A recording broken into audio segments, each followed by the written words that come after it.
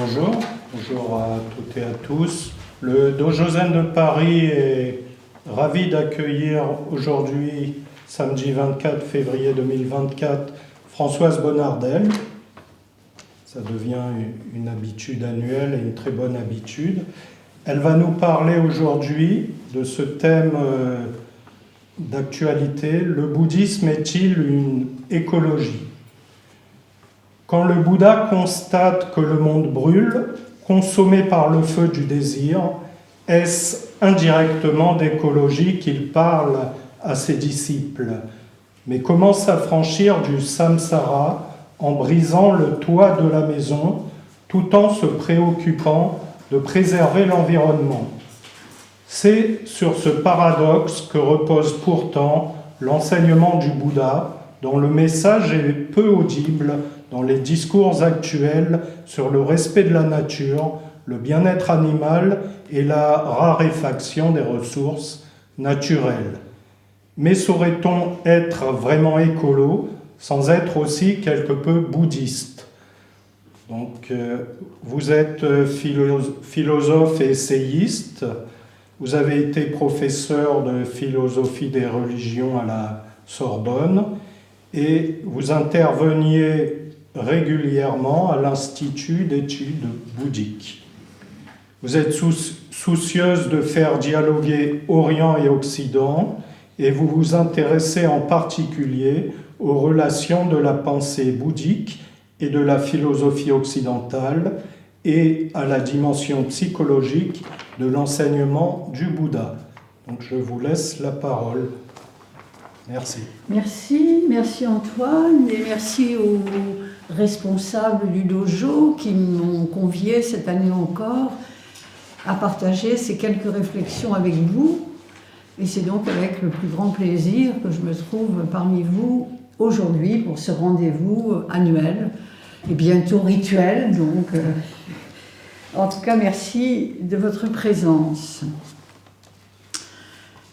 Alors, il est toujours risqué d'aborder une tradition ancienne comme le bouddhisme, dont l'enseignement a de surcroît revêtu des formes plurielles, à la lumière d'une notion moderne telle que l'écologie, dont la création, je vous le rappelle, par le biologiste allemand Ernst Haeckel en 1866, dont la création faisait suite à l'adoption de la théorie darwinienne de l'évolution.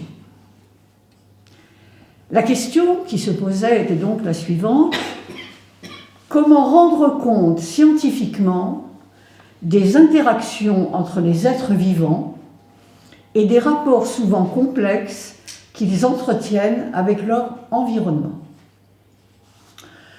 Au regard de l'évolutionnisme, l'homme cessait lui-même d'être une créature façonnée par Dieu, mais devait être considéré comme un vivant parmi d'autres vivants. Et s'il est aussi bien évidemment un être pensant, capable de dominer la nature et de s'en approprier les ressources, les dommages causés par ses activités n'étaient pas encore à cette époque, donc au XIXe siècle, assez importants pour que l'écologie s'emploie à prévenir et ou corriger les détériorations infligées par l'homme à la nature et à son environnement. Ces dommages, et parfois ces ravages, étant pour l'essentiel causés, faut-il préciser, par l'idéologie conquérante et progressiste, je mettrai entre guillemets, propagée dans les pays en voie d'occidentalisation par l'Europe moderne, elle-même touchée sur son sol par ce phénomène. D'où la question qui nous réunit. Prônant quant à lui la non-violence et le respect de tous les êtres vivants, le bouddhisme serait-il en réalité l'écologie la plus audacieuse et la plus ancienne? Alors il est vrai que l'enseignement du Bouddha incite à adopter des modes de pensée et surtout des comportements que l'on peut dire écologiques, mettons ça entre guillemets aussi, en ce qu'il contribue à préserver l'environnement naturel et humain. En dehors du pacifisme, on pense bien sûr au végétarisme, quand il est adopté par les bouddhistes, ce qui n'est pas toujours le cas. On pense au non-attachement, qui atténue ou annule le désir de possession et la violence qu'il porte en lui. Et évidemment à la compassion spontanée envers les êtres en état de souffrance. Alors on peut toutefois se contenter de prendre acte du caractère écologique de comportements fréquents chez les bouddhistes sans se demander pourquoi il en est ainsi. Alors que l'enseignement du Bouddha tend à rejeter, j'y reviendrai par la suite, l'idée même de nature, dans son double sens, et surtout dans le second, nature signifiant alors identité, substantialité. On lit par exemple dans l'enseignement de Vimalakirti ceci: la loi est sans essence, car elle exclut les souillures de l'être. Elle est sans substance, car elle exclut les souillures du désir.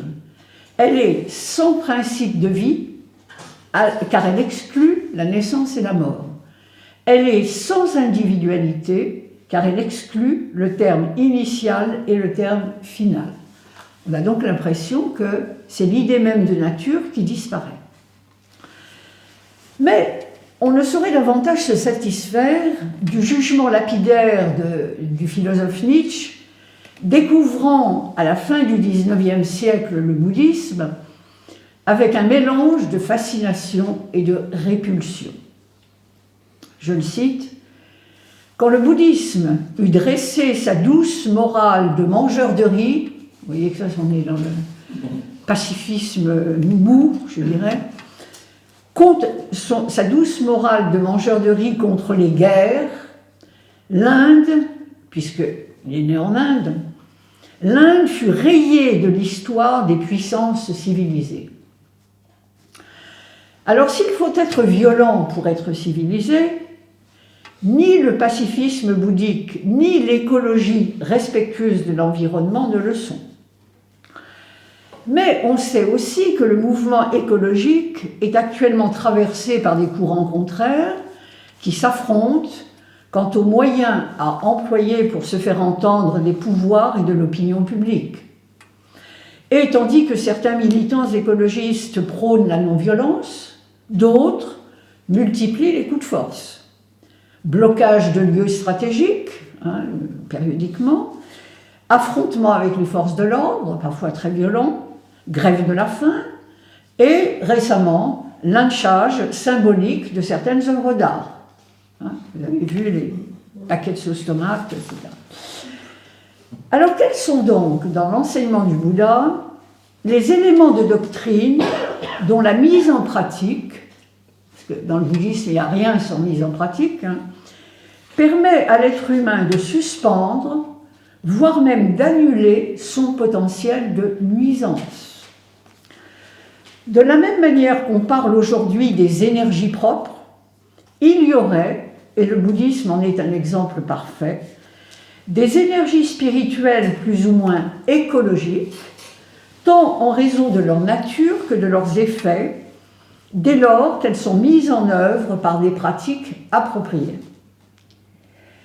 L'attrait des Occidentaux pour le bouddhisme s'inscrit à cet égard dans un mouvement protestataire de fond contre les dévastations en tout genre provoquées tant par les systèmes politiques et économiques que par les religions monothéistes, usant souvent de la violence à des fins prosélytes et réfractaires à l'idée que dans un monde sans créateur, donc celui du bouddhisme, les êtres vivants puissent avoir des droits comparables, sinon en tout point égaux. Alors, revenons d'abord sur la notion d'écologie, aujourd'hui attachée à l'ensemble des conduites vertueuses à l'endroit de la nature, et plus largement de l'environnement, dont la préservation concourt indirectement à celle de la vie sur Terre. Si l'écologie s'engage en faveur de la vie partout où elle est menacée d'extinction, elle n'est pas un vitalisme à proprement parler, même si ces deux courants de pensée sont apparus à peu près à la même époque, c'est-à-dire dans la seconde moitié du XIXe siècle. Alors, écologie, donc c'est un néologisme, un mot inventé donc par Haeckel. Ce néologisme dérive en effet du mot grec oikos, qui signifie maison, habitat, pays d'origine, et désigne aussi plus largement la terre habitée et habitable, ce que les Grecs appellent l'oikoumèné. Par opposition au chaos, d'une part, qui est par nature inhospitalier, je parle du monde grec là, et au grand tout qu'est l'univers, ce que les Grecs nomment to olon, to pan, qui ne constitue pas pour les êtres humains, du moins pour l'heure, un environnement dans lequel ils puissent séjourner et qu'il leur faut à cet effet préserver. Au regard de l'écologie, l'environnement n'est pas seulement un territoire, une aire géographique plus ou moins vaste, mais il constitue un milieu, autant dire un écosystème au sein duquel la vie peut se déployer et les êtres humains développer leurs activités sans s'entretuer, ni nuire aux autres espèces. Mais alors que l'écologie d'hier s'employait surtout à réintégrer l'homme dans la chaîne des vivants, tout en revoyant à la baisse sa supériorité intellectuelle jugée trop arrogante, l'écologie d'aujourd'hui, devenue plus militante, appelle à la responsabilité collective face au désordre créé par les hommes et qui menace l'existence de tous les êtres vivants. Appelant l'homme à davantage de modestie quant à sa supériorité sur les autres espèces et de retenue quant à ses instincts conquérants, l'écologie est parfois jugée par les partisans du progrès, avec un grand P, anti-humaniste, et certains voient même en elle un facteur de régression économique, toute la question de la décroissance qui est en jeu, ou bien d'affaiblissement culturel. Ça, on revient les vieux préjugés, les vieux poncifs. La zénitude, par exemple, vous voyez ce néologisme. Bon, la zénitude, c'est dans l'imaginaire collectif quelque chose d'un peu, comment dirais-je, qui rapproche le méditant du légume, si vous voulez, vous voyez, qui est, bon, une espèce de contentement béat. C'est la caricature, hein, voilà. Bon, donc, on se rapproche des plantes, hein, ouais. Donc, c'est Baudelaire qui disait « Je ne veux pas sanctifier les poireaux ». Vous voyez, bon, on est dans ce registre d'une écologie un peu débilitante. Bon. Alors, on notera que des craintes assez comparables ont été exprimées par les détracteurs du bouddhisme, au XIXe siècle en particulier, qui voyaient en lui un dangereux nihilisme menaçant les fondements de la culture européenne, et pouvant même conduire, disait Nietzsche, c'est pas parce que là, ce que je vous dis de Nietzsche pourrait faire penser qu'il n'a rien compris au bouddhisme. C'est plus complexe que ça, mais je tire de sa pensée ce qui se rapporte à notre propos. Donc Nietzsche disait que le bouddhisme, en tant que nihilisme, pouvait même conduire à un suicide de masse. Alors vous remarquerez que bouddhisme et écologie ont, de ce point de vue, en commun d'avoir suscité la méfiance ou l'hostilité des esprits favorables à une expansion illimitée des conquêtes humaines. Hein, l'homme a tous les droits, il peut tout se permettre, la nature est à son service, les êtres vivants aussi, etc., etc. Donc ça, c'est un premier point commun entre bouddhisme et écologie. C'est d'avoir mobilisé contre eux les partisans fanatiques du progrès à tout prix. Que vous voyez d'ailleurs se déchaîner aujourd'hui chaque fois qu'il y a un problème de nature écologique. Alors, intimement lié à l'histoire des idées philosophiques et scientifiques occidentales, l'écologie rassemble néanmoins des sensibilités très diverses. Les unes, héritières du romantisme, allemand plus que français, considère la nature comme un être vivant doté d'une âme, dont il s'agit de comprendre intuitivement le mode de fonctionnement et la finalité propre, tandis que les autres, plus pragmatiques, voient en elle une partenaire incontournable, offrant à la fois l'énergie et les matières premières à partir desquelles édifier un monde humain. Mais pour les uns comme pour les autres, héritiers en cela des Grecs, la nature, qui se dit en grec la physis, ce qui a donné le mot physique, la nature est d'abord cette force silencieuse qui permet aux plantes de pousser et aux êtres vivants de naître et de croître sous une forme reconnaissable, car relativement stable et bien définie. Il y a deux sens, vous voyez, dans le mot nature. Il y a à la fois cette force qui permet aux êtres d'être ce qu'ils sont, c'est-à-dire d'avoir une nature. Je vous rappelle cette définition célèbre d'Aristote dans sa physique. La nature doit être considérée comme un principe et une cause de mouvement et de repos pour l'être où ce principe est primitivement en soi et non par simple accident. Or, c'est un présupposé occidental ignoré du bouddhisme, j'incite, de penser que la nature est en tant que telle respectable, qu'elle sait mieux que nous ce qu'elle fait, et qu'il n'y a qu'à la laisser travailler, ou plutôt œuvrer en paix. Ça, c'est une vision occidentale. Certains sont même allés jusqu'à penser, je pense en particulier à ceux qu'on appelle les Naturphilosophen en allemand, les philosophes de la nature, qu'il y a là un modèle dont les hommes devraient s'inspirer afin que leur activité intellectuelle ne nuise pas à la vie de la nature, mais contribue à la préserver. Plus mystique qu'Aristote, à qui l'on doit donc la première physique raisonnée, le philosophe néo-platonicien Plotin alla même jusqu'à reconnaître à la nature une aptitude à la contemplation, qui n'est pas sans rapport avec la méditation bouddhique, en ce qu'elle dissout la dualité entre sujet et objet. Plotin écrivait dans les Énéades « La production naturelle est une contemplation. Elle est l'achèvement d'une contemplation qui reste près de son objet et qui ne fait point d'action extérieure, mais qui produit parce qu'elle est contemplation. » Vous voyez, c'est très intéressant parce que Plotin est probablement celui qui a eu l'intuition de la non-dualité. Et ça nous rapproche du bouddhisme. Alors, est-ce à dire qu'on ne peut prétendre sauver la nature qu'en cessant d'abord de l'objectiver pour mieux la contempler? Alors le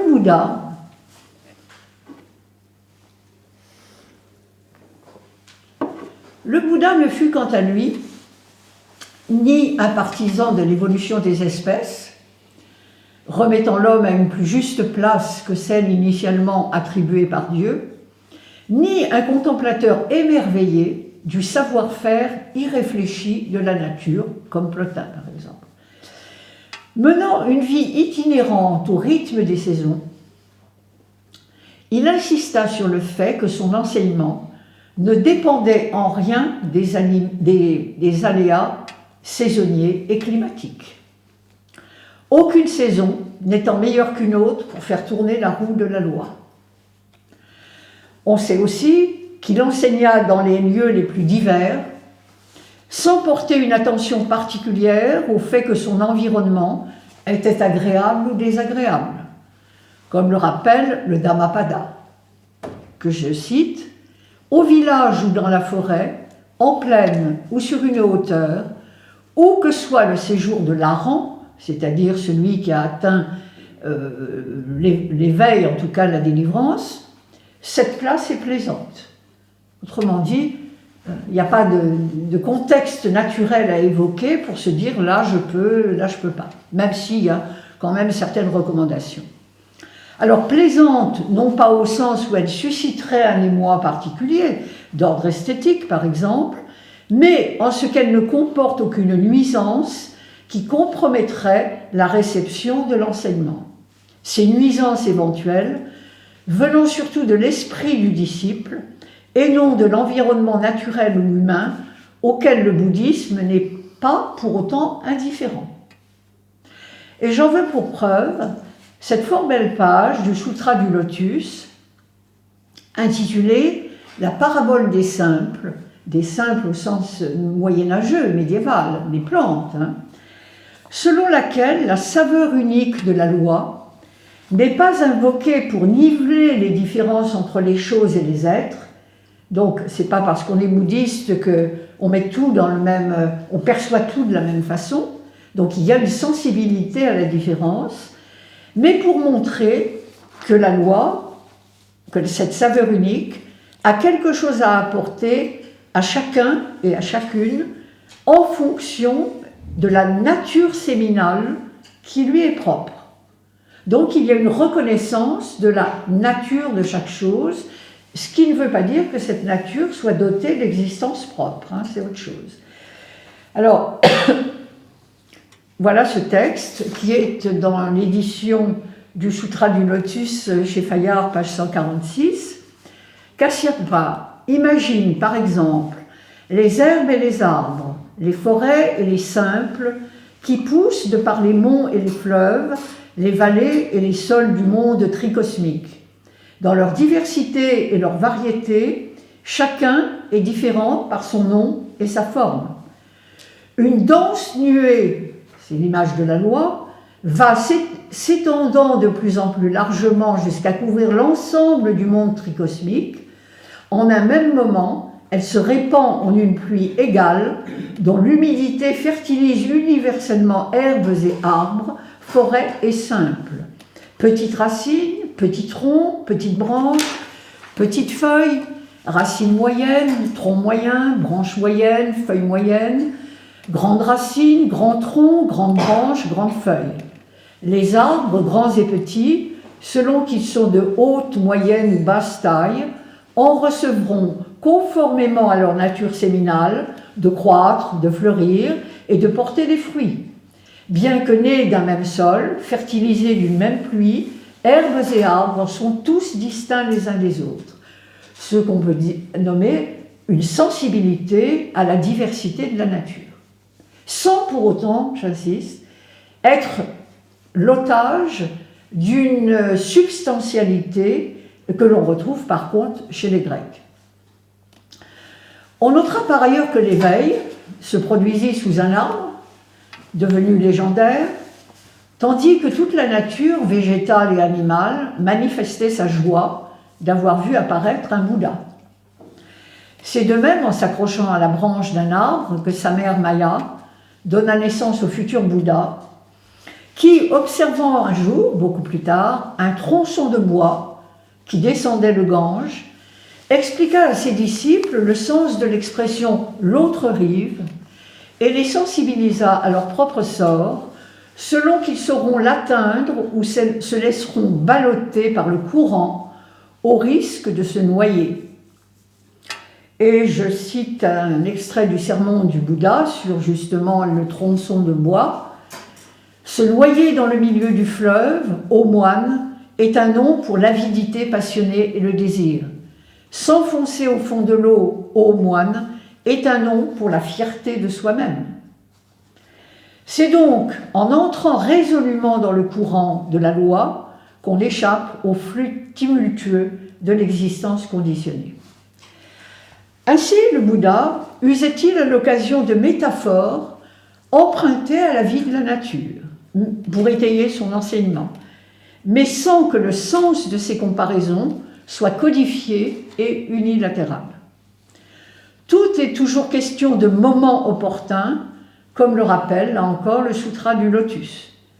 Une telle loi sublime, les éveillés ainsi venus ne la prêchent qu'en leur temps, de même que la fleur du figuier sauvage n'apparaît qu'une fois en son temps. Donc, vous voyez, là encore, la métaphore naturelle est présente. Ce qui est une manière de convoquer la nature tout en appelant à s'en dégager. C'est ça la subtilité et le paradoxe du bouddhisme.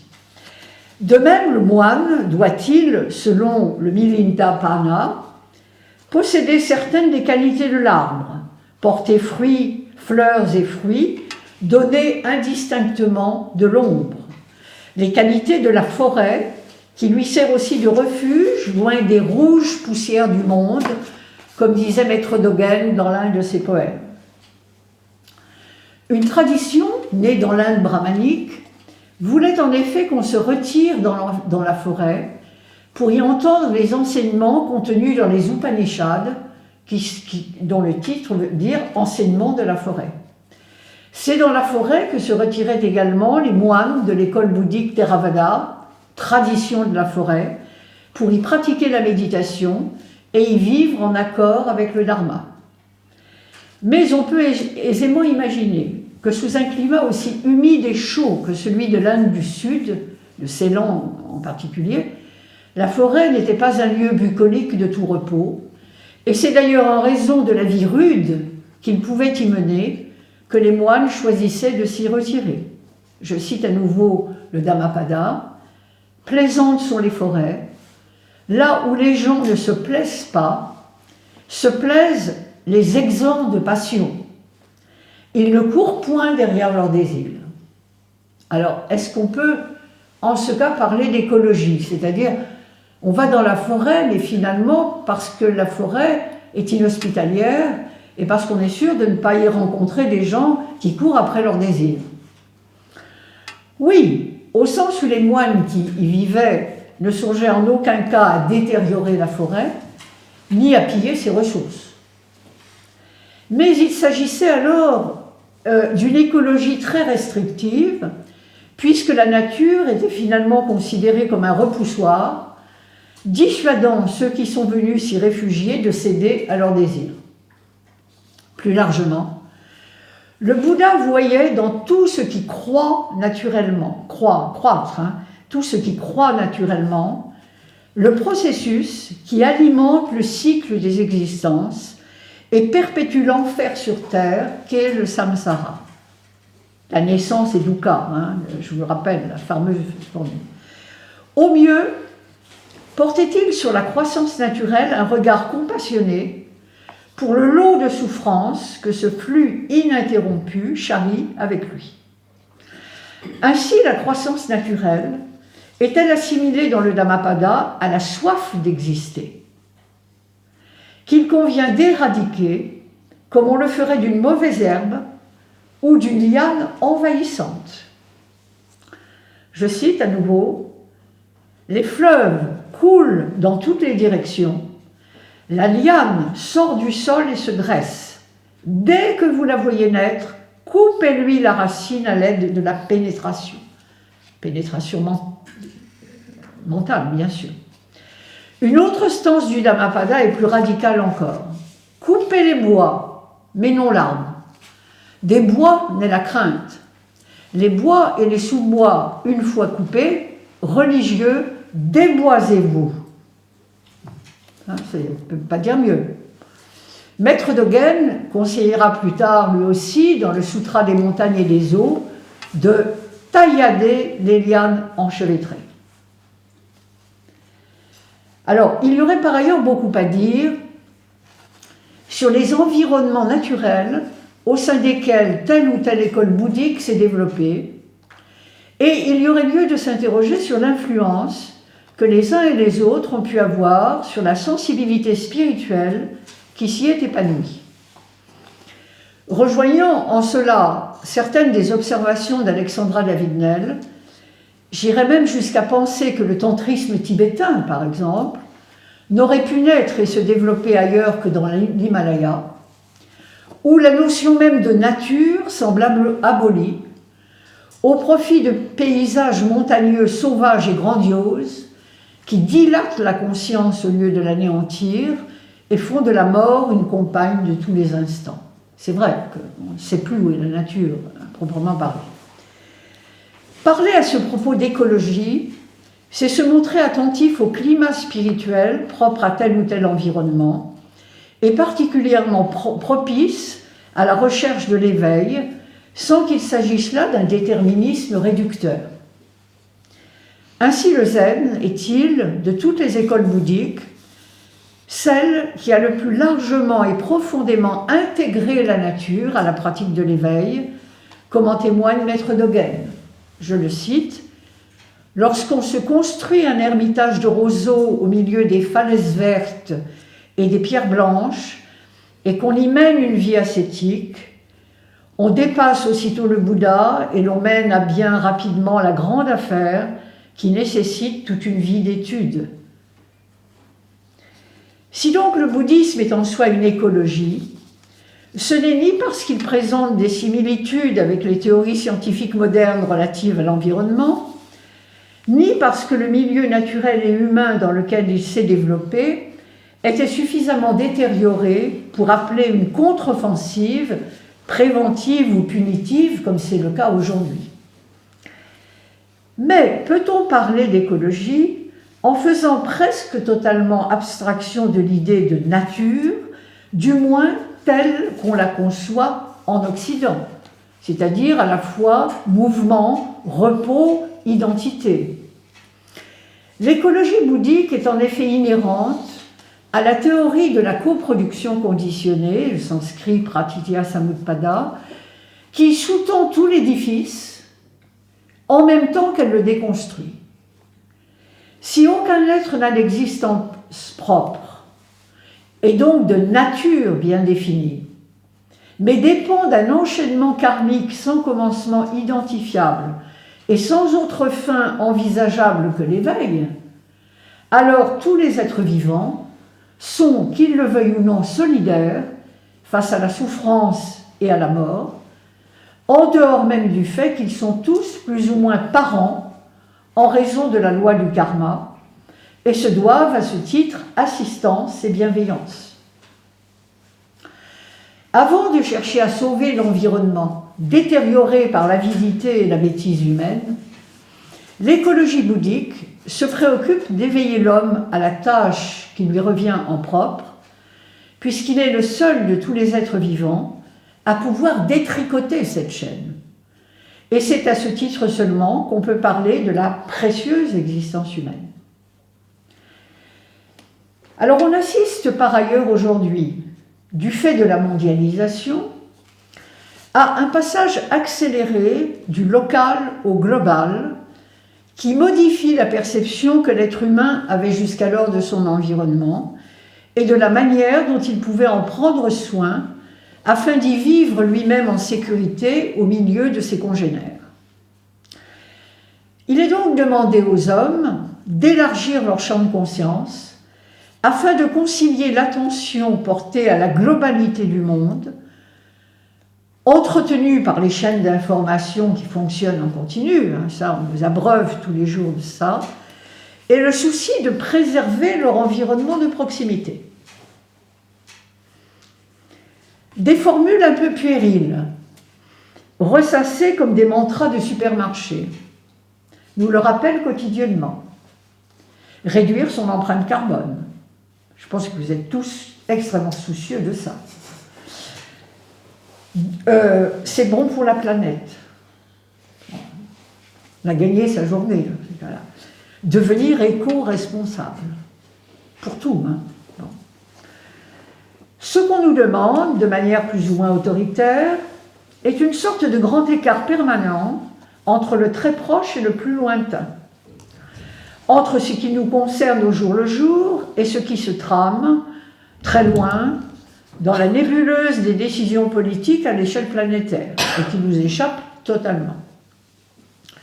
Mais alors que la plupart des sagesses et religions invitent à se soucier de son prochain, fût-il le plus lointain, et à s'abstraire de son égocentrisme afin de développer l'altruisme, ce qui est le cas du bouddhisme aussi.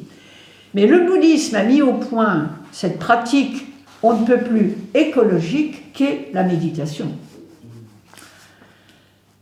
En rétablissant le calme mental, la pratique de la méditation assise contribue en effet à limiter et parfois même à dissoudre les pollutions psychiques.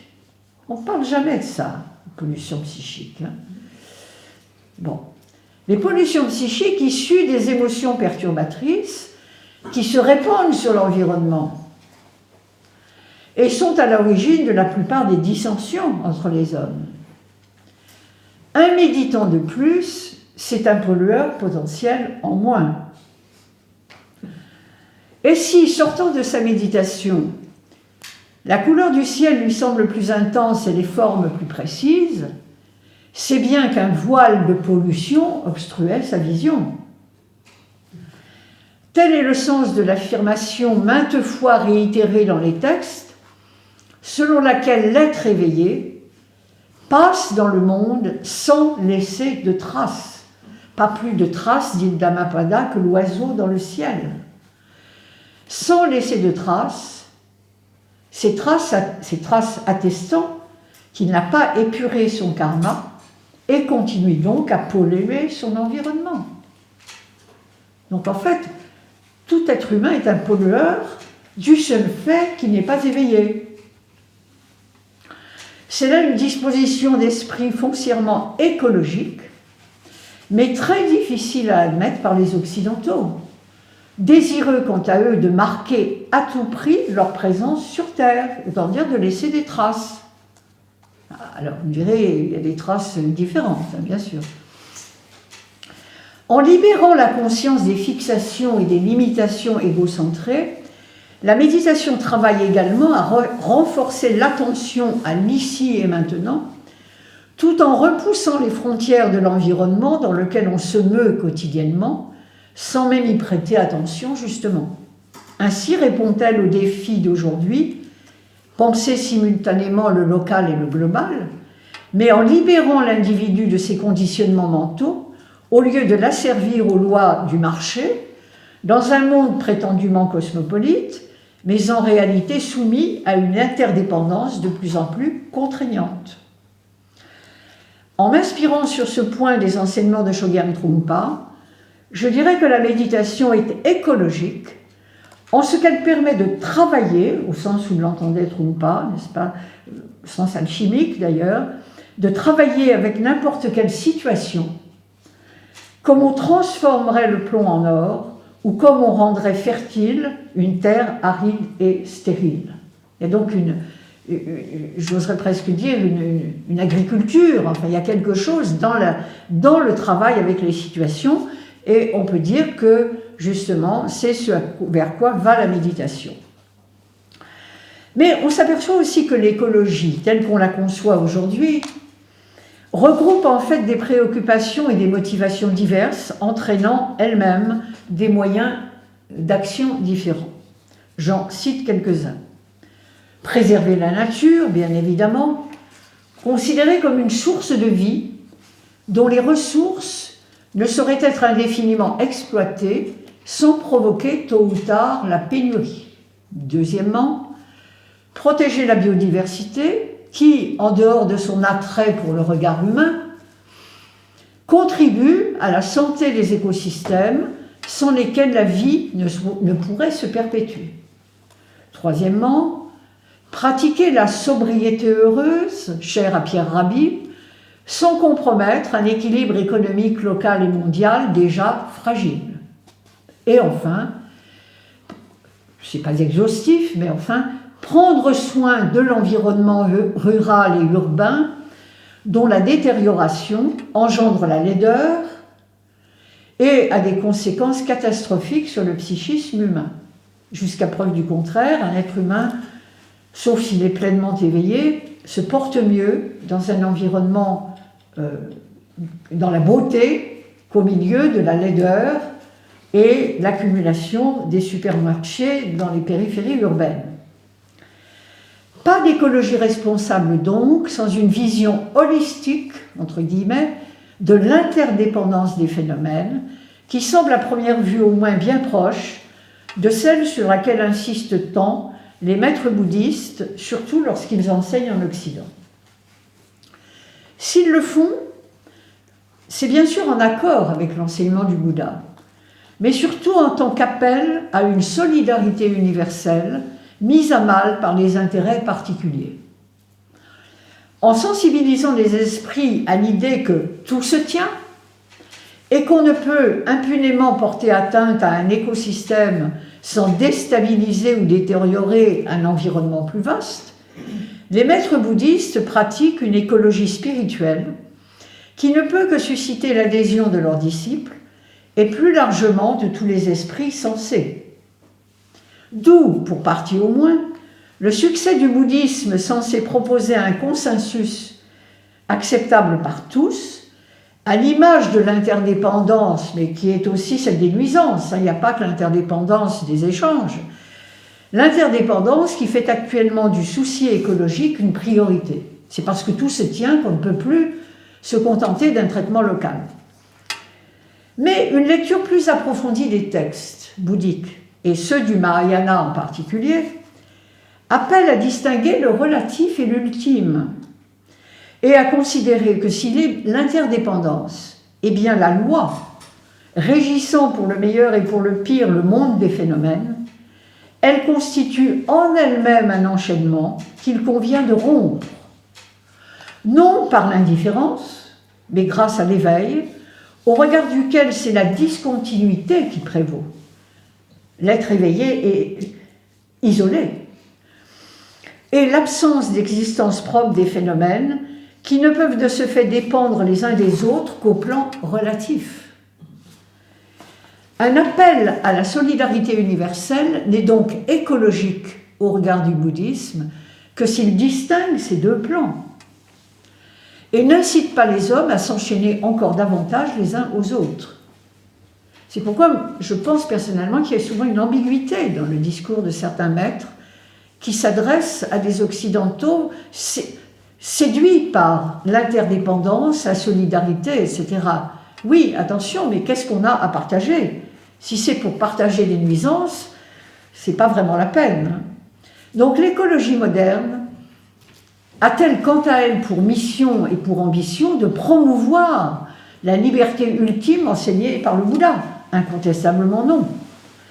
Elle invite certes à préserver la maison, mais pas à en détruire le toit pour mieux s'en échapper, comme le préconisait la sagesse indienne avant que le bouddhisme reprenne à son compte la même métaphore.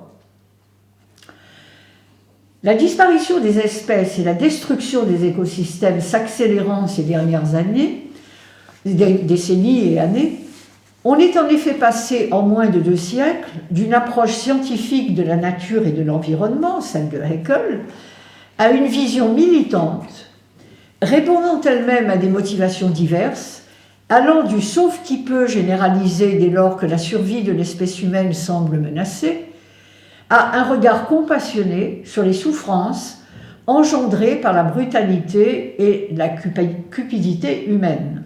De quel droit les hommes se comportent-ils comme des prédateurs, sans scrupules, au détriment des autres espèces et même de leur propre survie? Là, vous avez toute cette thématique du bien-être animal, etc. Et après tout, Brigitte Bardot est peut-être une grande bouddhiste qui s'ignore, parce qu'après tout, se préoccuper des animaux, ça n'est pas rien. Bon. Alors, précisons que ce questionnement n'est propre ni au bouddhisme, ni à l'écologie actuelle, et figure également dans la mythologie hindoue, où la terre vient se plaindre à Brahma des sévices qu'on lui inflige, et présente aussi dans les écrits grecs et latins attribués à Hermès Trismégiste, c'est-à-dire 3e siècle avant, 3e siècle après Jésus-Christ, où le fleuve se lamente d'avoir été pollué et la terre, accablée de chagrin, disent les textes, demande justice pour avoir été exploitée par l'audace impie des hommes. Autant dire que l'écologie, dans sa forme primitive, et elle ne porte pas ce nom, est aussi vieille que la présence des hommes sur Terre, dont elle cherche à corriger ou réprimer les débordements. Elle joue à cet égard, sans encore porter ce nom, un rôle de garde-fou et d'injonction thérapeutique dans la plupart des grandes traditions spirituelles, et tend alors à ne faire qu'un avec l'éducation, l'éthique et le souci du bien commun. C'est vrai que l'écologie, ça commence avec l'éducation. Quand on apprend à un gamin à ne pas jeter ses détritus par terre, ce qui est la base d'une éducation normale, on fait de l'écologie. Et je dirais d'ailleurs que s'il n'y a pas cette base, les grandes déclarations écologiques risquent de tomber à l'eau, hein, si on peut dire. Alors l'enseignement du Bouddha incite quant à lui à s'interroger sur la légitimité d'une écologie qui se contenterait de vouloir sauver l'espèce humaine sans se préoccuper des autres espèces vivantes, ni s'interroger sur les causes des souffrances que s'infligent mutuellement les hommes et peut-être, qui sait, les animaux entre eux. Il met en garde contre un égocentrisme étendu à l'ensemble de l'humanité et donc sans valeur thérapeutique au regard de ce qui a causé ce désastre. Dire par exemple, comme le fit Jacques Chirac dans un discours célèbre, « Notre maison brûle et nous regardons ailleurs », eh bien en soi un manifeste écologique, puisque c'est notre habitat commun qui est menacé et qu'il convient de le sauver avant qu'il soit trop tard.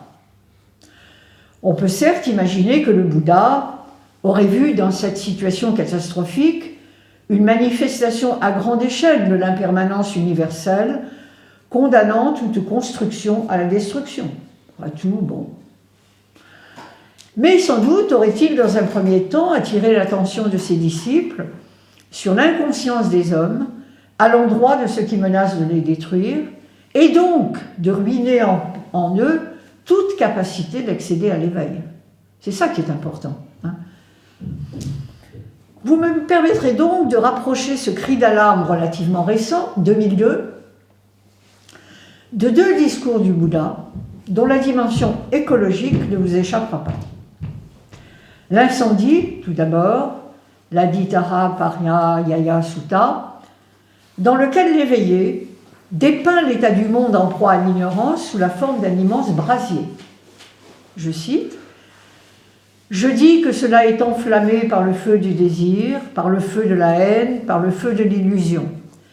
Cela est enflammé par la naissance, par la vieillesse, par la maladie, par la mort, par les peines, par les plaintes, par la douleur, par le chagrin, par le désespoir. » On remarquera tout d'abord que parmi les 4 éléments susceptibles de produire un cataclysme planétaire, c'est le feu qui est ici jugé le plus dévastateur. Donc, pas de tremblement de terre, de tsunami, de tornade ou de déluge, comme dans la Bible.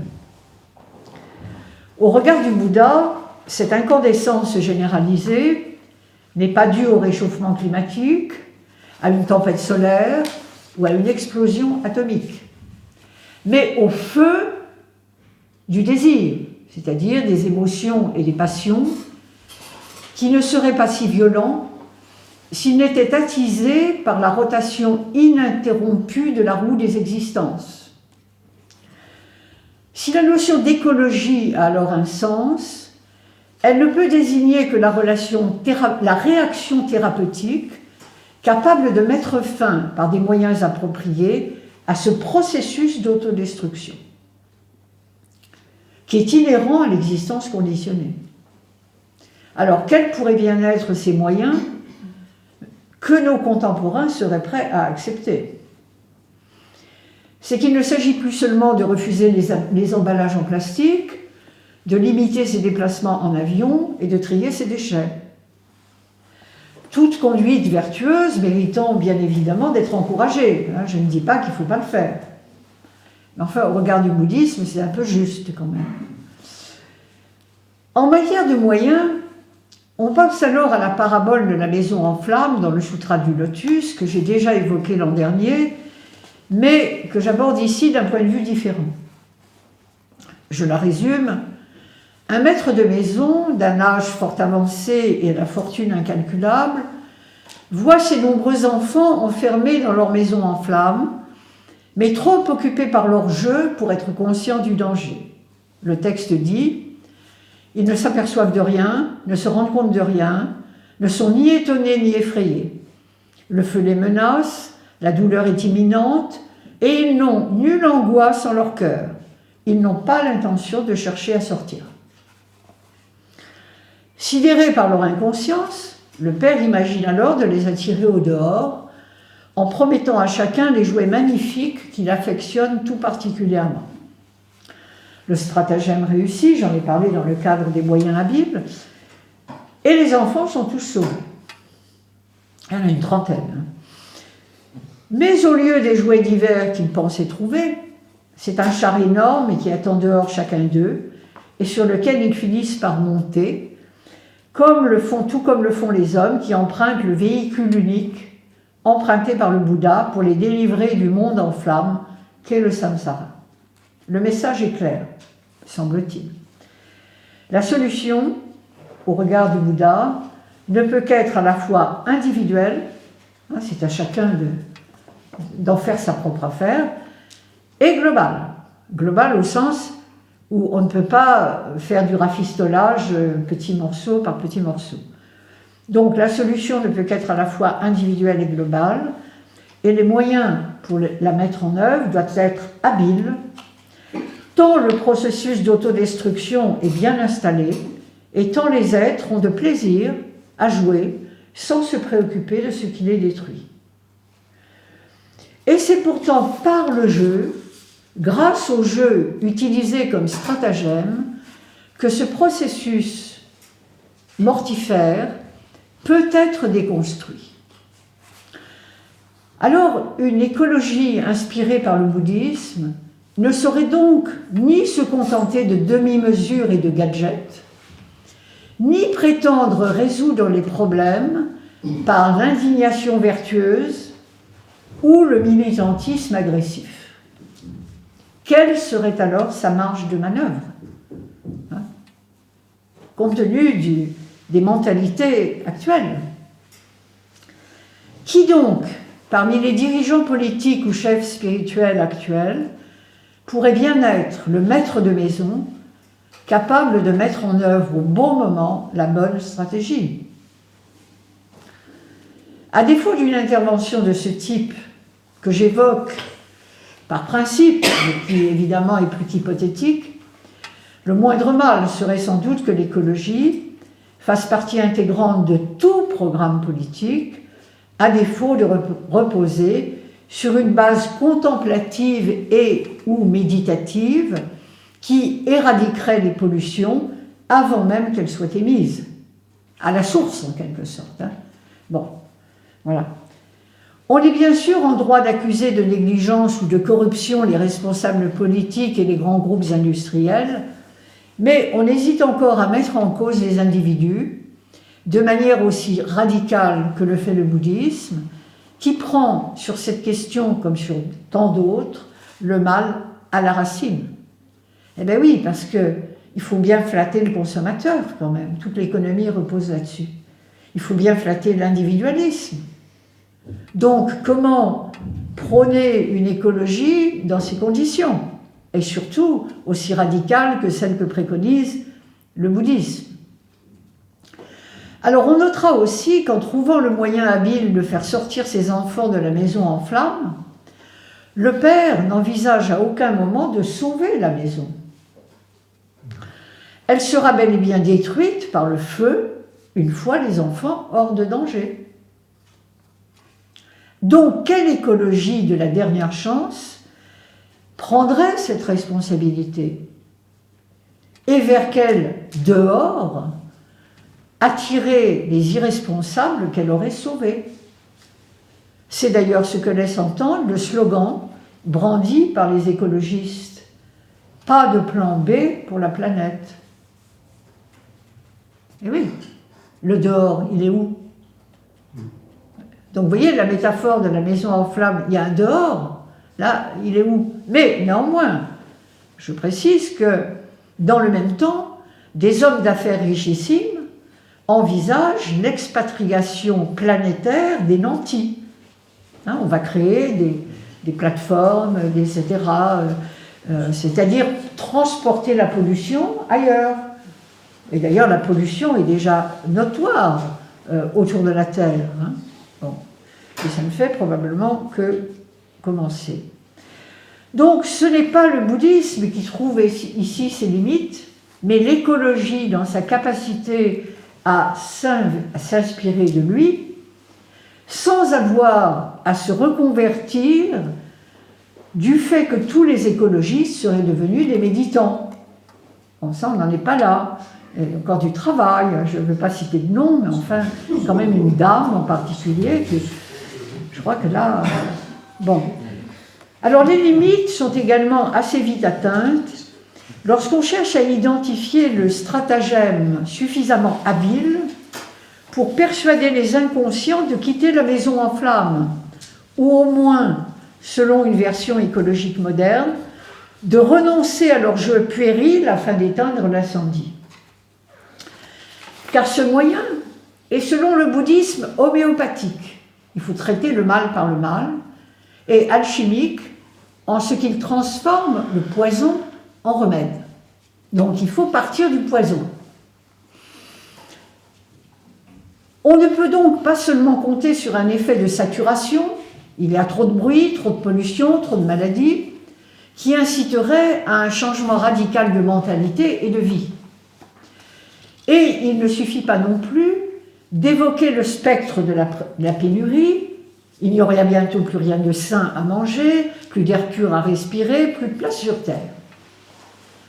Selon la logique de cette parabole, un hameçon serait nécessaire, c'est ça un moyen habile, c'est un hameçon, qui attraperait les êtres humains en se plantant dans la partie la plus vulnérable de leur être et qui diffère d'un individu à l'autre. En fait, c'est l'utilisation du point faible. Alors, j'émets quelques hypothèses, sans trop y croire moi-même. Peut-on, par exemple, imaginer que l'addiction aux écrans, qui devient un phénomène effarant, surtout chez les enfants, que l'addiction aux écrans, et donc aux images, devienne le prétexte, le stratagème, qui permettrait une révolution intérieure libératrice. Je ne sais pas. Ou bien que l'agitation sans but, l'absence de concentration, dégage l'énergie nécessaire à un sauvetage global de l'environnement. J'ai eu beaucoup de mal à trouver quelques exemples probants. Autrement dit, comment se servir aujourd'hui du point faible pour en faire un point fort? Et il faut bien dire que les exemples ne foisonnent pas. Tel fut et demeure le rôle des grands maîtres spirituels, et du Bouddha en particulier, c'est-à-dire être les orchestrateurs de ce changement de regard et de plan qui fait de la vie spirituelle une écologie. Il n'y a pas d'autre écologie à chercher, et réciproquement. Comme c'est par exemple le cas chez Maître Dogen, dont l'enseignement me semble être la fine pointe la plus subtile de l'écologie bouddhique. L'idée, en effet, d'avoir à sauver collectivement la nature en préservant l'environnement des nuisances engendrées par les activités humaines était, à cette époque, donc au XIIIe siècle, étrangère aux moines qui s'étaient, comme Dogen, retirés dans son ermitage de montagne. Et c'est à partir de ce microcosme très préservé que sa vision de l'environnement pouvait s'élargir au point d'englober tout l'univers. Vous voyez, on revient toujours à ce rapport du local et du global, qui comprend, chez Dogen, aussi, et c'est ça son originalité, qui comprend aussi bien les êtres vivants que les choses inanimées, telles les montagnes et les eaux, les vallées et les roseaux, tous témoignant par leur immobilité autant que par leur mouvement, vous voyez ce qu'on retrouve aussi, de la nature de Bouddha présente en chacun d'eux. C'est ce que Dogen nomme la prédication par l'inanimé. Je le cite, « Terre, herbes et arbres prodiguent l'enseignement à tous, aux gens ordinaires aussi bien qu'aux sages, qui, en retour, étendent le dharma pour le bien des herbes, des arbres et des murs. » Chez Dogen, comme chez Aristote, la nature est mouvement et repos. Mais alors que le philosophe grec voit dans cette opposition la preuve que la croissance naturelle contribue à consolider les identités, Le bouddhiste japonais perçoit dans cette tension la marque de la dualité qui ravage le monde des phénomènes et que la méditation permet de dissoudre au point que les montagnes se mettent à marcher et que les eaux s'immobilisent. Ça, c'est évidemment un paradoxe qu'on ne peut pas prendre au premier degré.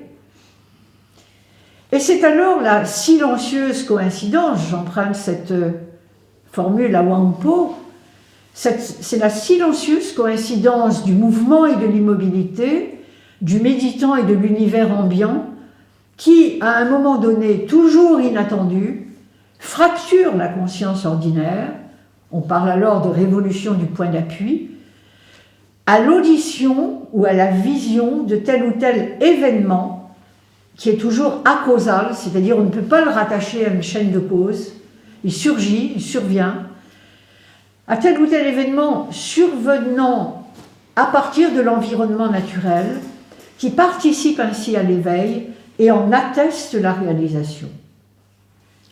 Le bruissement d'un torrent dans la vallée, le son produit par un caillou heurtant une tige de bambou, l'épanouissement des fleurs de pêcher. C'est ça l'événement acausal. Bon. Il est saisi dans sa spontanéité et c'est pour cela qu'il fracasse la conscience ordinaire. Qu'est-ce alors que l'écologie? Sinon la réalisation de la nature de Bouddha, qui en constitue la moelle. La moelle, ça revient souvent chez les maîtres zen. Dogen n'emploie évidemment pas ce terme moderne d'écologie, mais sa vision du rôle de l'environnement naturel en tient lieu et confronte l'esprit demeuré dualiste à une sorte de koan à remâcher continuellement. Je cite sa formule, « La nature n'est autre que la nature ».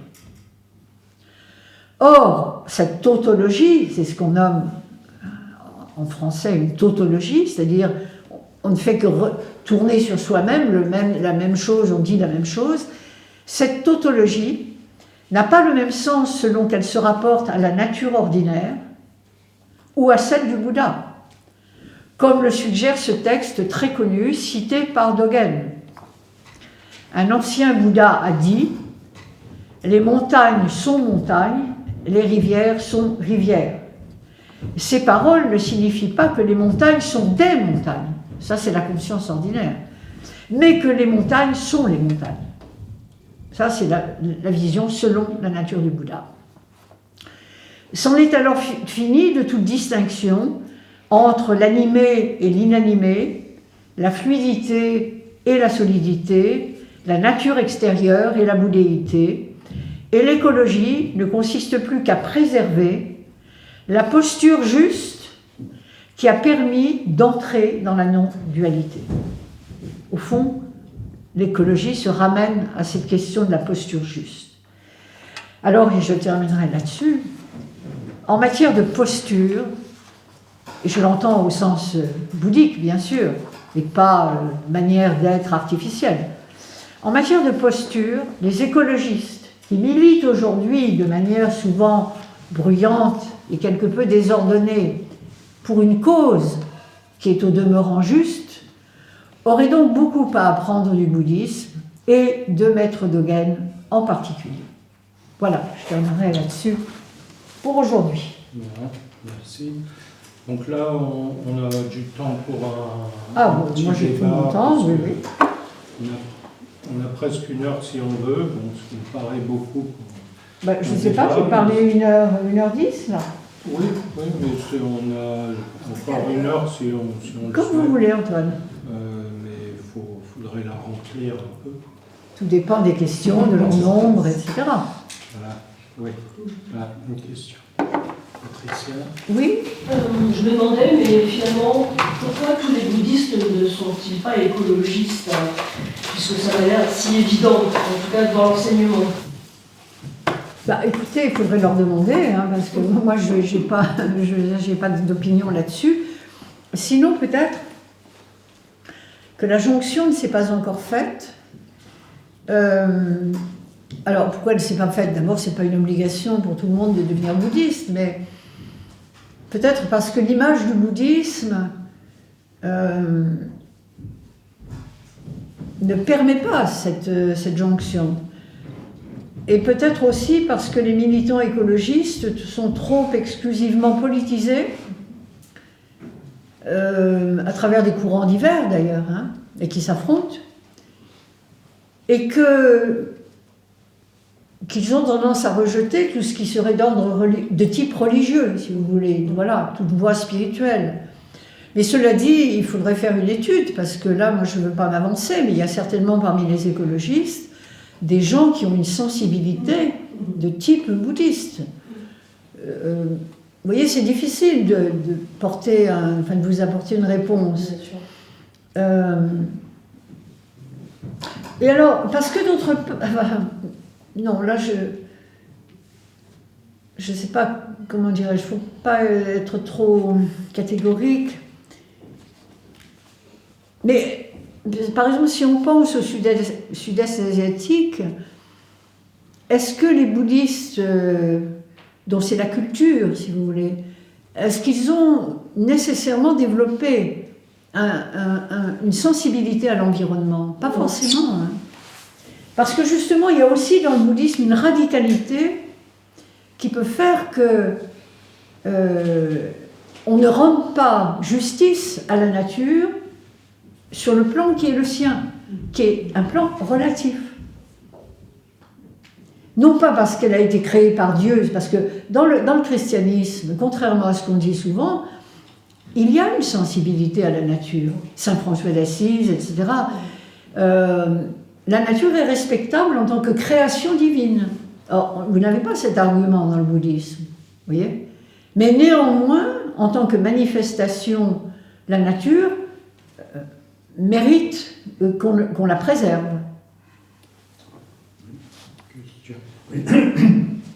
Il me semble qu'il faudrait aussi parler du corps, parce que c'est vraiment un point très central. Bon, Descartes a tout gâché en disant l'animal est une machine, et donc l'homme est à peu près une mécanique, quoi. Et alors qu'avant lui, au XVIe siècle, il y a eu une fenêtre extraordinaire avec Ronsard, qui a des poèmes magnifiques sur les bûcherons qui saccagent la forêt, ou sur un buisson d'aubépine magnifique au bord d'une rivière, au nid des oiseaux. Ronsard avait tout compris, et Montaigne avait tout compris. Et d'ailleurs, les philosophes actuels traitent Montaigne de zen, de bouddhiste, beaucoup. Oui, ça ne faut peut-être pas pousser, mais vous pensez à qui, là? Je pense à Comte Sponville, et puis l'autre, celui qui écrit dans Le Monde, la philosophie, je ne sais plus comment il s'appelle. Roger-Paul Leroy? Pardon? Roger-Paul Leroy? Oui, Roger-Paul Leroy, c'est ça. Roger-Paul Leroy est très familier du bouddhisme, oui. Comte Sponville, c'est plus... Il est épicurien, foncièrement. Mais, oui, mais ça rejoint ce que je vous ai dit à propos de la pensée indienne et surtout de l'hermétisme. Quand je vous ai cité ces textes d'Hermès Trismégiste, attribués à Hermès Trismégiste, qui sont, si vous voulez, il y a eu un courant de pensée en Occident, qui s'est intitulé, il nommé l'hermétisme, en rapport donc jugé être la philosophie d'Hermès, qui a entretenu des liens étroits avec l'alchimie. Et ce courant de pensée correspond à ce que vous dites, d'une sensibilité à la nature en particulier, qui a été mise à mal, vous avez raison, par les temps modernes. Ce n'est pas seulement Descartes, c'est la logique des temps modernes, une logique conquérante, une logique matérialiste et un changement de regard radical sur la nature. Donc ce changement que vous signalez, il a bel et bien existé, vous avez raison. Mais je verrai plus largement, si vous voulez, que ce que vous dites, parce que ce courant de pensée, il vient de l'Antiquité. Et il s'est poursuivi chez ceux que j'ai cités, les philosophes de la nature allemands. Le romantisme allemand continue à s'inscrire. Il y a une philosophie de la nature dans le romantisme allemand qui est, si vous voulez, qui est, on peut dire que c'est une sensibilité de type écologique aussi. Donc au fond, ce courant qui vient de l'Antiquité a été cassé par la Renaissance en tant qu'expression des temps modernes, vous voyez, parce qu'il y a une Renaissance différente, et à cet égard, effectivement, eh bien, c'est une sensibilité de type écologique qu'on a cherché à mettre de côté. Ce serait vraiment à développer, si vous voulez. Mais moi, je cite souvent ces textes d'Ernest Trismégis. Là, j'en ai cité que de petits passages. Et c'est étonnant qu'il y ait une description des dégâts causés par l'homme, et tout ça au début de l'ère chrétienne, qui sont étonnants. Vous vous dites, mais alors c'était déjà...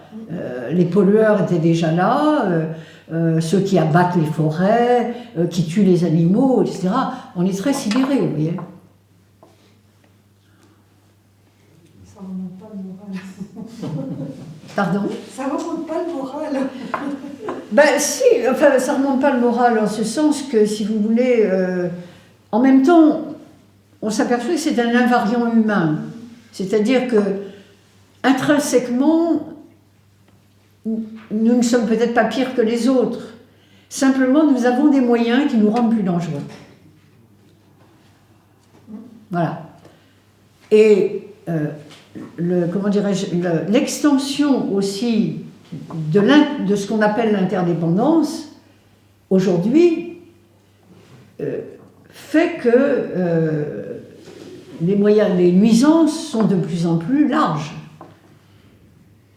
Voilà, c'est ce qu'on peut dire. Il y a une question sur le bouddhisme engagé. Qu'est-ce que vous en pensez de cette thématique? Vous pensez au courant lancé par Éric Rommeluer? Oui, il a écrit un ouvrage là-dessus. Il y a Bernie Glassman aussi, qui était très engagé.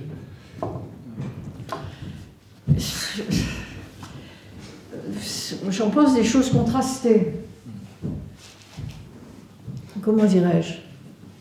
Le bouddhisme n'est par nature engagé. Si vous voulez être plus engagé que le Bouddha. Difficile, hein? Bon. Ce qui me semble positif, c'est que les bouddhistes prennent leur place parmi les autres courants religieux.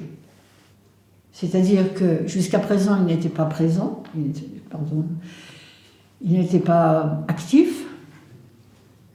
Ils le sont maintenant, dans les prisons, dans les aumôneries diverses, à l'hôpital. Et ça, c'est bien. Ils prennent leur place au sein de la société. Ça me paraît l'aspect positif de l'engagement.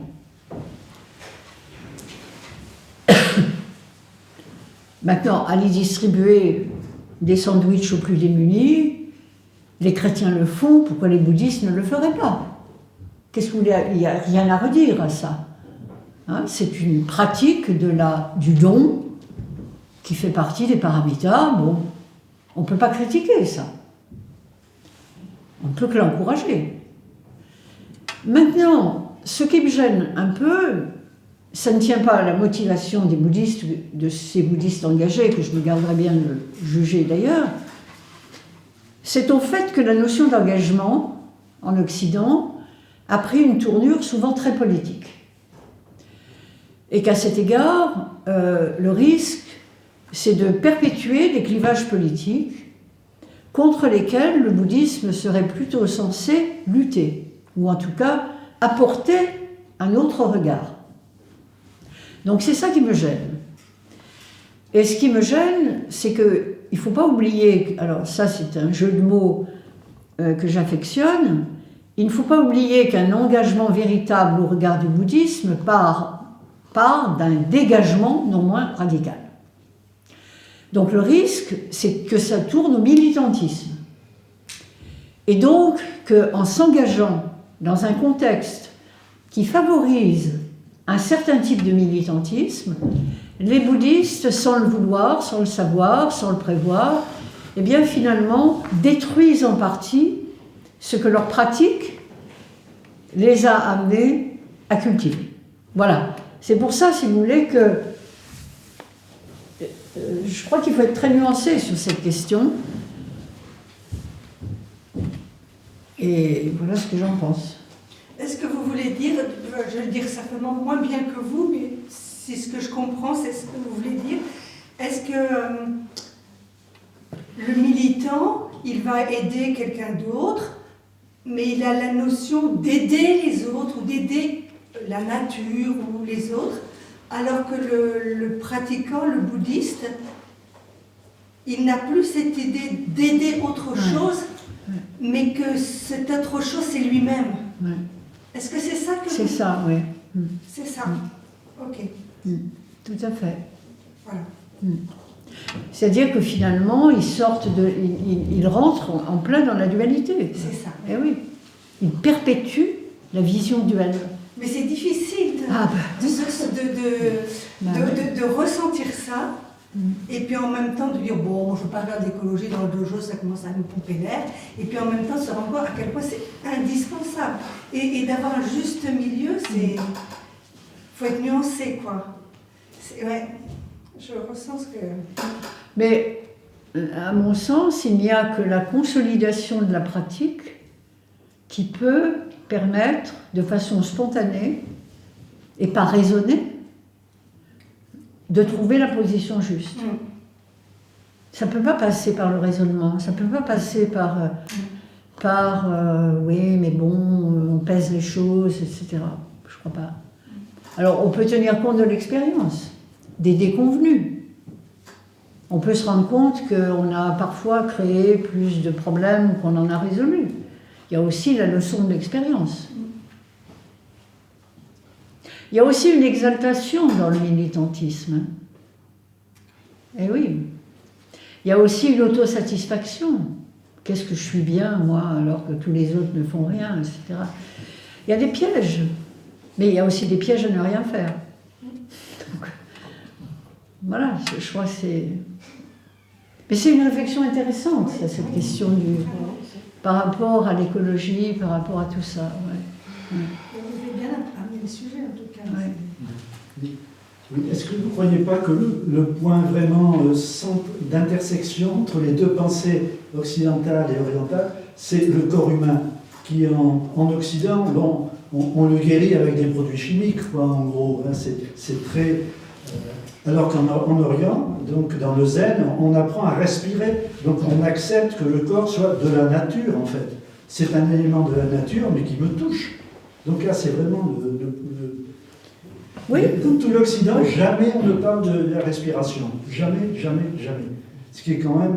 Alors que dans le zen, c'est la première chose qu'on dit. Oui, bien apprendre sûr. à respirer. Oui, vous avez raison. Il y a un rapport au corps qui est tout à fait différent. Mais il y a tout de même, je crois, qu'il y a quand même de plus en plus une prise de conscience qui va dans le sens que vous dites. Quand même de plus en plus de gens qui changent de regard sur le corps, sur la manière de le traiter, sur le fait que c'est à travers lui, effectivement, que on peut se libérer de ce qui nous a servi. Donc, moi, je suis un peu optimiste, là, quand même, j'essaye, en tout cas, d'être un peu optimiste sur ce changement du rapport au corps.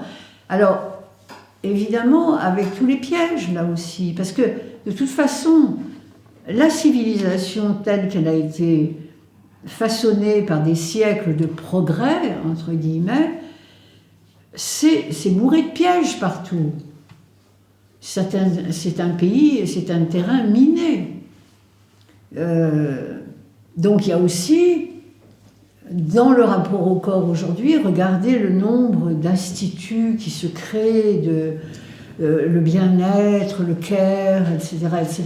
J'ai écrit ce petit livre, « Prendre soin de soi » là-dessus, pour un peu démystifier tout ça. Vous voyez, c'est... Bon...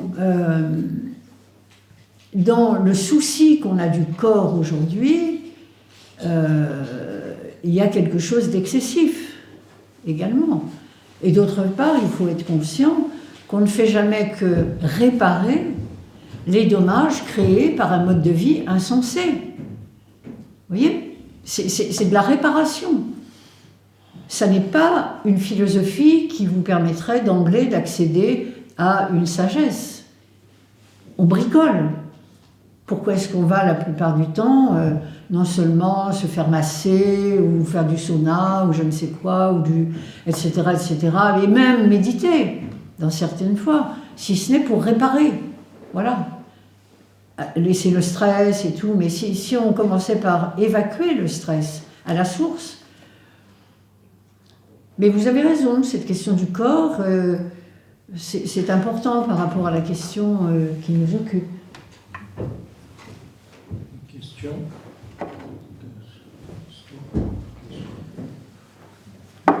Est-ce que vous pouvez développer un peu la notion de pollution psychique? Pollution psychique, vous aviez employé de... Ça vous paraît pas clair?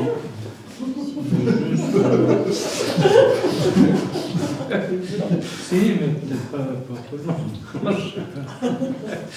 Non, si vous voulez, on est très sensible aujourd'hui aux pollutions physiques. À mon avis, on l'est moins à ce que j'appelle les pollutions psychiques. Peut-être qu'en fait, j'emprunte plus ou moins sans le dire cette expression, ou en tout cas ce phénomène, à Carl Gustav Jung, qui a écrit entre autres un petit ouvrage qui s'intitule « Présent et avenir », dans lequel il fait état, en tant que psychologue, il fait état des phénomènes de masse et d'un phénomène qui, à mon avis, n'a fait que prendre de l'extension depuis son époque, qui n'est pas si lointaine, c'est celle de contagion psychique, d'épidémie psychique. Ça dit bien son nom, des épidémies psychiques, qui sont des phénomènes inflammatoires, qui sont des phénomènes de propagation des virus. Et il me semble que nous ne sommes pas assez attentifs au fait que nous vivons dans un environnement mental façonné en grande partie par les médias, qui nous font vivre dans un bain pollué, et dans lesquels, et on le voit à travers les réseaux sociaux, les virus mentaux se propagent à une vitesse folle, entraînant des réactions collectives insensées. Alors, on nous parle toujours, avec raison d'ailleurs, de ce phénomène à propos des fascismes, par exemple. C'est vrai que quand on voit les foules fanatisées acclamant Hitler, on se dit ils ont tous été contaminés. Il y a une épidémie psychique, effectivement. Ouais, c'est bien beau de toujours revenir à Hitler ou à Mussolini ou je ne sais quoi. Bon, c'est acquis, je veux dire, oui, c'est incontestable. Mais qu'est-ce qui se passe aujourd'hui, quotidiennement? Qu'est-ce qu'on avale comme poison quotidien à travers ces phénomènes de masse, etc. Donc je crois qu'on ferait mieux, non pas pour oublier le passé, mais se dire, oui, bon, écoutez, c'est bien joli, mais aujourd'hui, qu'est-ce qui se passe en la matière? Donc c'est en ce sens, si vous voulez, que je pense qu'il y a un travail à faire, et ça correspond à ce que j'appelle pollution psychique. Bah, c'est globalement le feu du désir. Et les psychologues emploient une notion, pour dire ça, ils parlent de projection. C'est-à-dire que tant que nous sommes en proie à des émotions perturbatrices, nous avons tendance à projeter sur le monde extérieur la responsabilité de ce qui nous arrive, c'est de la faute des autres, c'est ci, c'est ça, etc. Et dans un travail thérapeutique, autant que par rapport au bouddhisme, la première chose à faire, c'est de récupérer ces projections. Hein? Et comme par hasard, on s'aperçoit que là, ça se dégage. Le ciel est plus clair. Vous voyez? Bon, donc la notion psychologique de projection correspond tout à fait à celle de pollution psychique, c'est-à-dire que tant que nous sommes en proie à des émotions perturbatrices, nous projetons ce que Jung appelle notre ombre, nous projetons notre ombre sur le monde et nous accusons les autres de ce dont nous sommes en grande partie au moins responsables. Et par conséquent, moi j'assimile ça de façon tout à fait spontanée à une pollution. Et bon, je ne sais pas si j'ai répondu à votre question. Oui, vous aviez développé. Oui. Donc vous nous conseillerez de lire un peu Jung.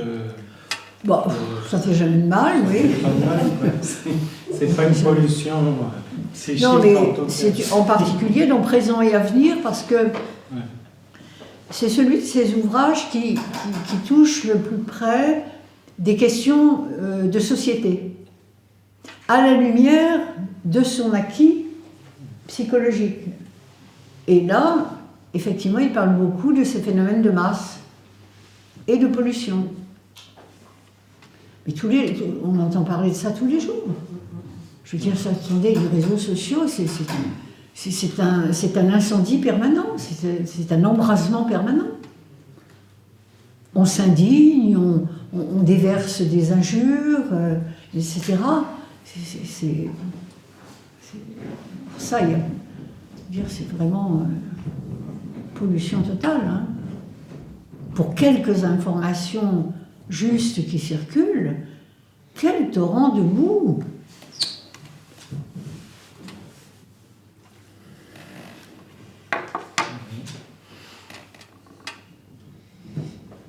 Question. Ouais, comment trouver la juste attitude ou la juste compréhension, surtout par rapport au côté aux intérêts économiques en fait. Savoir par exemple ce qui est bon pour la nature, ce qui n'est pas bon pour la nature. J'ai pas bien compris. C'est-à-dire l'aspect intérêt économique du capital. Parce qu'on parle de protéger par exemple au niveau alimentaire, mais on voit qu'il y a énormément de choses toxiques qu'on vend dans les supermarchés. Bien sûr. Non, mais c'est pour ça que nous sommes dans une sorte de cercle vicieux. Parce que l'écologie ne peut pas non plus ruiner l'économie totalement. Parce qu'on va créer un autre désordre. C'est-à-dire des gens sans travail. Un problème de pénurie. Donc c'est pour ça que les sociétés occidentales en particulier ne constituent plus des écosystèmes viables. Il y a une surenchère permanente qui est demandée. Et c'est peut-être pour ça que l'écologie reste marginale. Parce qu'on ne peut pas détruire totalement l'édifice global. Ou alors ce serait au prix d'une reconversion absolument totale qui est difficilement envisageable. On est piégé là.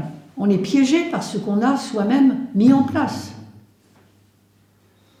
Alors, est-ce que le sauve-qui-peut va rester individuel? Est-ce qu'il va rester le fait de petites communautés? Je ne sais pas.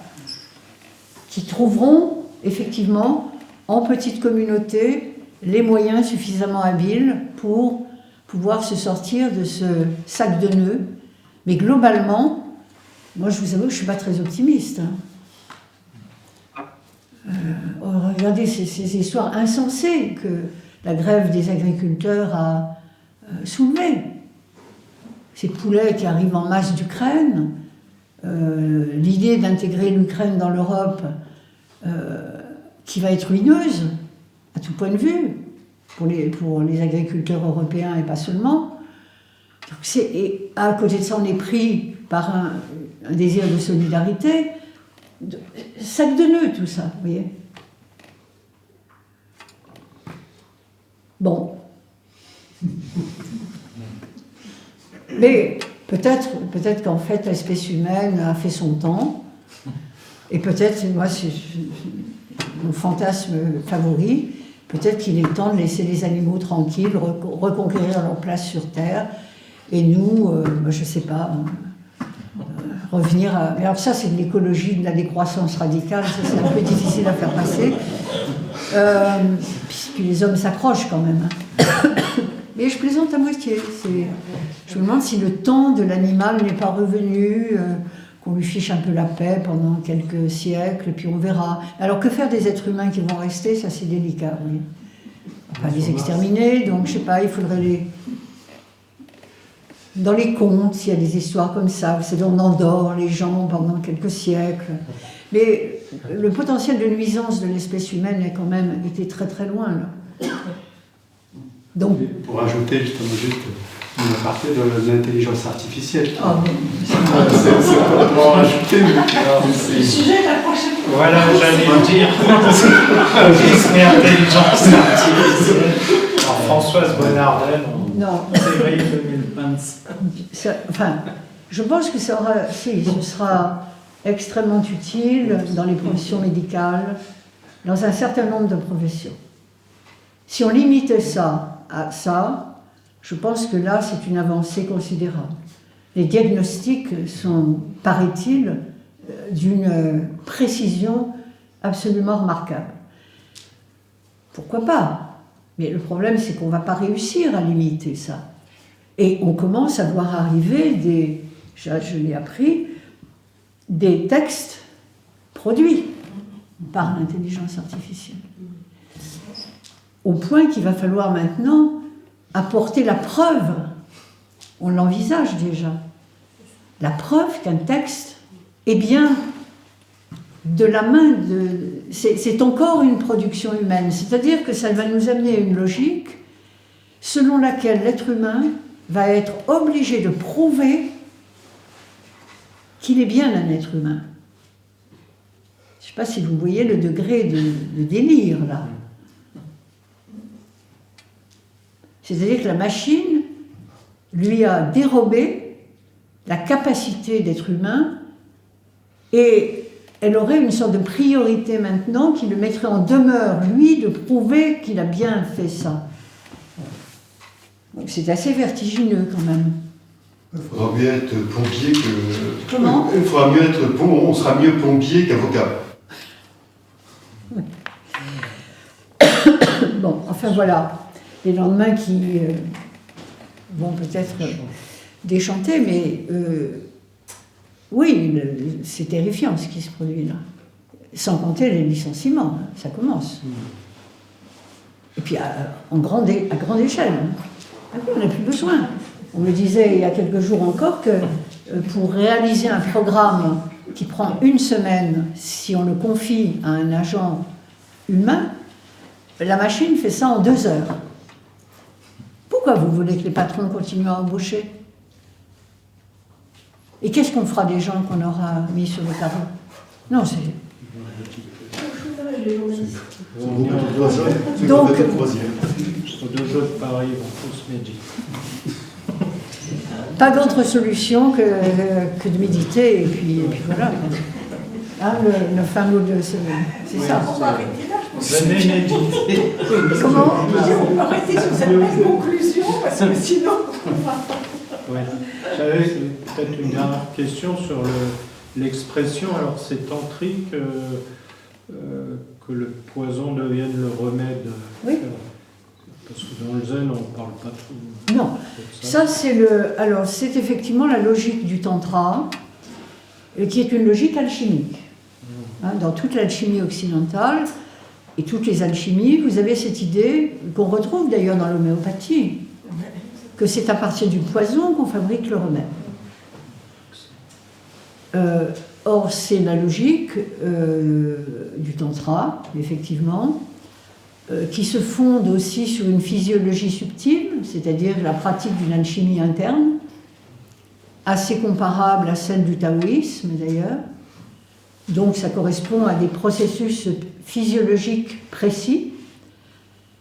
Et c'est surtout l'idée, si vous voulez, que en ce qui concerne la sauvegarde de l'être humain en particulier, son auto-guérison, on ne peut fabriquer un remède qu'à partir de son propre poison. ben, c'est d'une certaine façon quand même, je dirais que, indépendamment des pratiques tantriques spécifiques, c'est quand même un peu la logique du bouddhisme, à savoir que vous ne pouvez pas chercher ailleurs qu'en vous-même l'origine des troubles que vous croyez pouvoir imputer au monde extérieur. C'est à vous, c'est vers vous que ça se ramène. Vous voyez ? Mais il est vrai que le tantrisme a développé ça d'une manière tout à fait significative et spécifique. Voilà. Et que vous ne trouvez pas ça dans le zen, effectivement. À ma connaissance, enfin, dans les textes que je connais. Par contre, dans le bouddhisme tibétain, oui, constamment, partout. Voilà.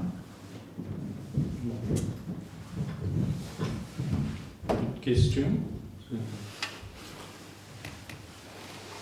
Bon, merci, Madame Françoise Bonnardel pour cette belle conférence.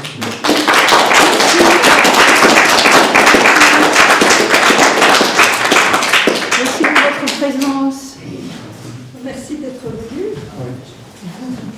Moins des choses quand on vous invite quand même.